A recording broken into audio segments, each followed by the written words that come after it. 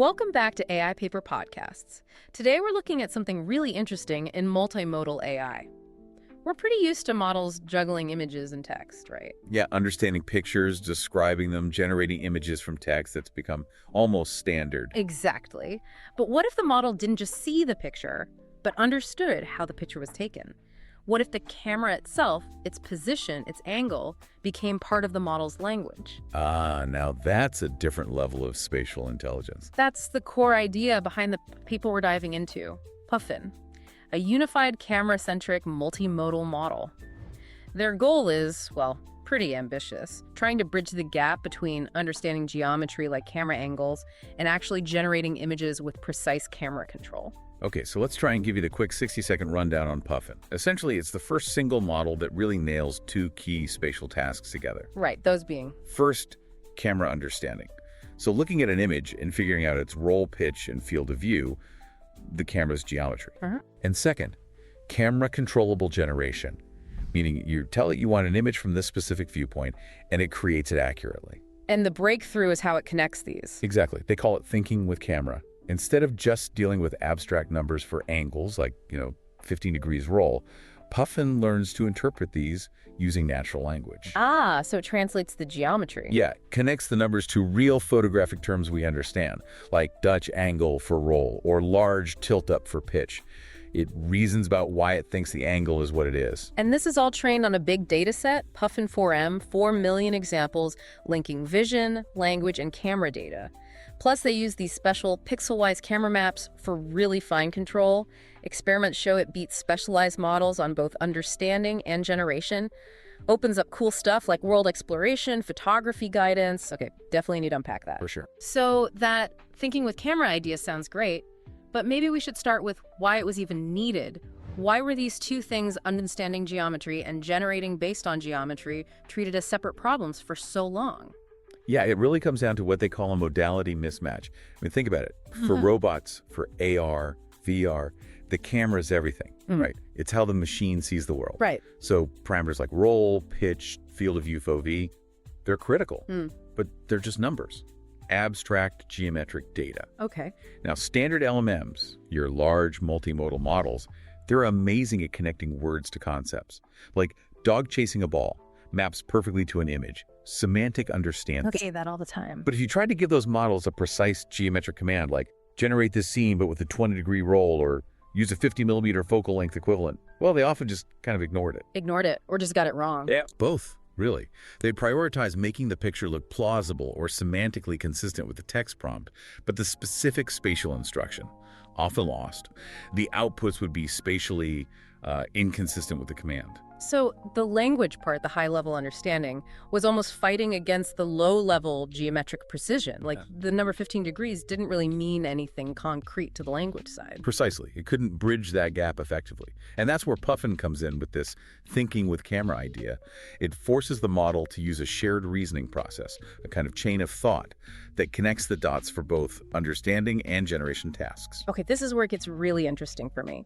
How does Puffin actually do that translation? How does it turn, roll 0.8 radians into something meaningful, like large counterclockwise Dutch angle? It's a two-pronged approach, basically.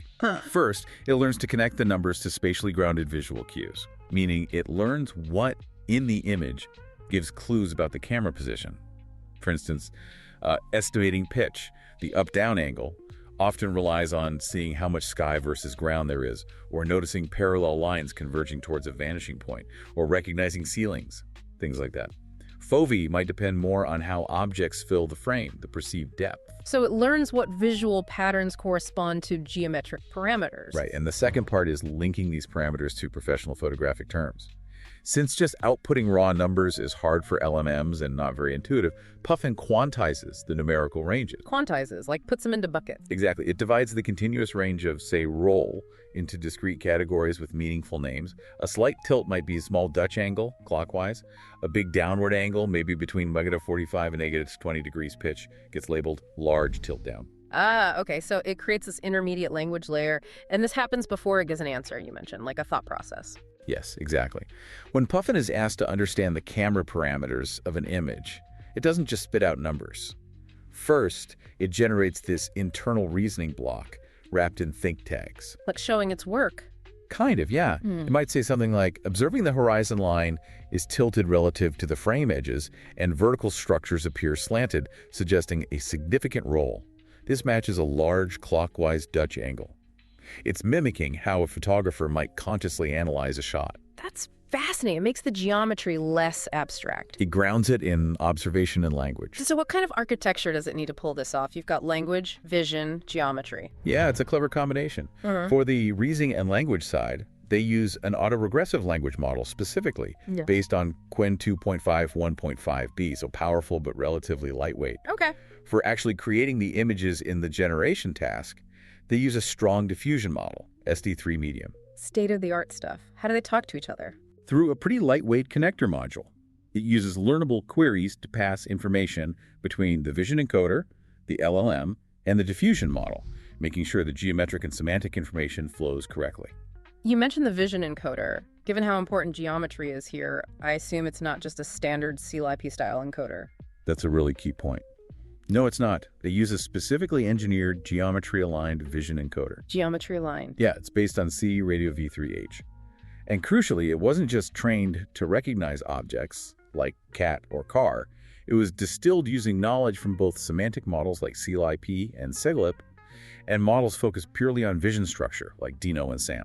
Ah, so it preserves more of the underlying structure. Exactly. The goal was to make sure it captures rich geometric details and spatial relationships, not just high-level labels, before that information even gets to the language model for reasoning. Makes sense. Now, about that data Puffin4M, 4 million examples is massive. What was special about that data set, beyond just the scale? Well, collecting that many images is one thing, but getting accurate camera data for all of them is another challenge entirely. And they needed more than just the global numbers, like the overall roll and pitch. Right, for fine-grained control. Precisely. So the data set includes pixel-wise camera maps. Pixel-wise, what does that mean exactly? Think of it like an extra layer of information baked into the image data. For every single pixel, there's data about its corresponding direction in 3D space, things like the up vector and its latitude angle relative to the camera. They mentioned the perspective field as one example. Wow. So it's like a continuous 3D blueprint overlay. That's a good way to put it. It provides this continuous latent representation of the scene's geometry. This is way more robust for controlling generation than just relying on discrete language tokens like medium shot or even the quantized terms like large tilt down. You maintain that smooth spatial relationship. And the training process leveraged this. Absolutely. They used a 4-stage training strategy. Stage 3 was particularly important. That's the supervised fine-tuning stage, where they explicitly trained the model using those thinking captions. Ah, so directly teaching it the reasoning step. Exactly. Training it to make that explicit link between the visual cues, the continuous geometry from the maps, and the discrete linguistic terms. That's where the thinking with camera magic really gets baked in. Okay, so let's talk results. All this complex architecture, data, and training. How does Puffin actually perform? Let's start with camera understanding, figuring out the geometry from an image. It shows really strong results, significantly better than previous methods, especially for the trickier parameters, pitch and Fovee. Why are they trickier? Well, roll of side-side tilt can often be estimated reasonably well using lower-level geometric cues in the image, like finding straight lines or vanishing points. Traditional computer vision techniques are pretty good at that. But pitch, the up-down angle, often requires more context. You need to understand the scene holistically, like recognizing the proportion of sky versus ground, or understanding that a flat surface above you is likely a ceiling. That requires higher-level reasoning. And Fovee, too. Fovee as well, yeah. Judging field of view involves understanding object scale and depth relationships within the scene. Puffin's language-based reasoning, that think process, really helps bridge that gap. You can use contextual priors that purely geometric methods might miss. Got it. And what about the other side of the coin, generating images with specific camera control? On their PuffinGen benchmark, it significantly outperforms other leading models, including big names like GPT-4o and NanoBanana. In what way? Specifically in minimizing geometric errors. They measure things like the accuracy of the up vector and the generated image, the latitude angles, and how well it respects gravity, making sure things look physically plausible from the requested viewpoint. Puffin is just much more faithful to the geometric instructions. Now, you mentioned something interesting earlier about roll being hard for other models during generation. Why was that the case, and how does Puffin handle it better? Yeah, that's a really insightful point from the paper. It seems to boil down to dataset bias in typical generative models. How so? Most large image datasets used to train diffusion models are scraped from the web or photo sites. They tend to be biased towards aesthetically pleasing photos. Meaning level shots. Overwhelmingly, yes. Professional photographers usually keep the camera level or use only slight tilts. Extreme roll angles, like strong Dutch angles, are much rarer because they can feel jarring or unsettling. They disrupt our sense of gravity and horizontal stability in the image. So the models just didn't see enough examples of tilted shots. Pretty much. Their training data made them implicitly assume the world should be mostly level. So when asked to generate a large roll, they struggled to make it look right. It violated their learned priors about what images should look like. But Puffin, with its explicit spatial reasoning, Puffin handles it better because its reasoning isn't just based on visual patterns, it's grounded in that explicit geometric language. It understands what a large, clockwise Dutch angle means spatially, thanks to the thinking captions and the geometry-aware training, so it can simulate those physically disruptive views more accurately. that makes a lot of sense. Okay, so beyond these core tasks on single images, they also developed Puffin Instruct for more complex interactions, right? What kind of applications does that unlock? Yeah, the instruction tuning opens up some really versatile capabilities that require reasoning across different views. First is spatial imagination. Spatial imagination. Yeah, it's pretty cool. You give it an initial image and tell it new camera parameters, Yeah. but instead of generating the new view, it describes what that view would look like in text. Ah, interesting. Like planning a shot sequence verbally. Sort of, yeah. Then there's world exploration, which is maybe even more powerful. Here, it does generate the target view image. And importantly, it incorporates the yaw angle, that's the rotation left or right. So it can generate views as if you turned your head. Exactly. And they show it's spatially consistent. They actually take the original view and the Puffin-generated new view and feed them into a 3D reconstruction pipeline. And it works. Yeah, the results show they form a coherent 3D structure, proving that Puffin didn't just make a plausible-looking image. It generated one that respects the 3D geometry of the implied scene from the new perspective. Wow. Okay, that's impressive. And the third one was Photographic Guidance. Right, Photographic Guidance. This is like having an AI photo assistant. You give Puffin an image, and it suggests how you could adjust the camera parameters, tweak the yaw, adjust the pitch to get a better shot. That are according to what? Based on learned aesthetic principles. It assesses things like compositional balance, rule of thirds, viewpoint creativity, and suggests concrete changes like try tilting down slightly to balance the composition, or pan left to include leading lines. So it's giving objective, spatially grounded feedback for creatives. Exactly. Pretty useful.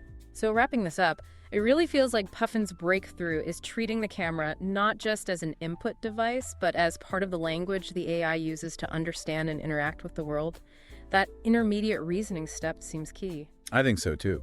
Unifying the understanding and generation under one roof, anchored to this shared geometric and linguistic representation that feels like a necessary step for machines that need to truly reason about space, not just classify images. It's about moving towards more interactive, embodied AI. They do mention a limitation though, right? Something about resolution. Yeah, they acknowledge that the model was trained primarily on 512 by 512 images. So its performance might degrade a bit on images with really extreme aspect ratios like super wide panoramas or very tall portraits. So future work needs multi-scale training data. Seems likely, yeah. Building data sets that cover a wider range of resolutions and aspect ratios will be important to make it more robust. It definitely makes you think though. If models like Puffin get really good at simulating complex spatial layouts accurately from any viewpoint, what does that mean for things like 3D reconstruction? That's a great question. Maybe the ultimate test of spatial intelligence isn't just reconstructing what's already there, but simulating a completely new, believable, controllable reality from any angle you choose. Exactly.